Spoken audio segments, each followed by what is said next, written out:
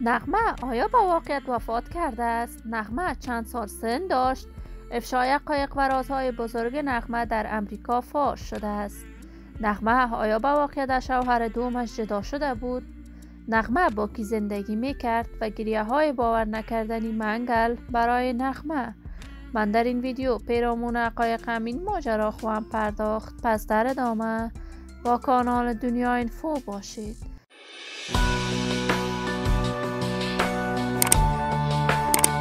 سلام و سلامتی ایام به کامتان باد.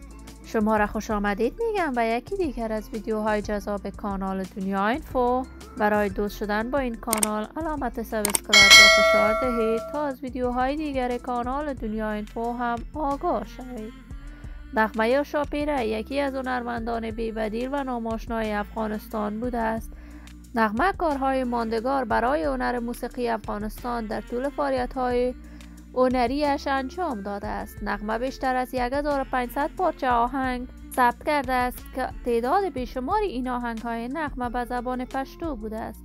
نغمه از ولایت زیبای کندهار می باشد ولی بزرگ شده شهر کابل است. نغمه با منگل همکار هنری‌اش در سن 18 سالگی ازدواج کرد. این دو آهنگ‌های بیشماری برای هنر موسیقی افغانستان ثبت کردند که آهنگ‌هایشان تاکنون جاودان بوده است. نغمه در سال 2006 از شوهرش منگل جدا شد و با دخترانش به کشور امریکا رفت.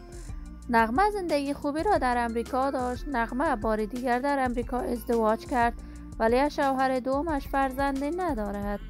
جدیداً این روزها تصاویر نغمه در صفحات مجازی دست به دست می شود که گویا نغمه وفات کرده است، ولی حقیقت ماجرا چیز دیگر می باشد. نغمه فقط به خاطر بالا بودن فشار خونش در شفاخانه در امریکا بستری است، ولی این که نغمه وفات کرده است کاملا دروغ می باشد.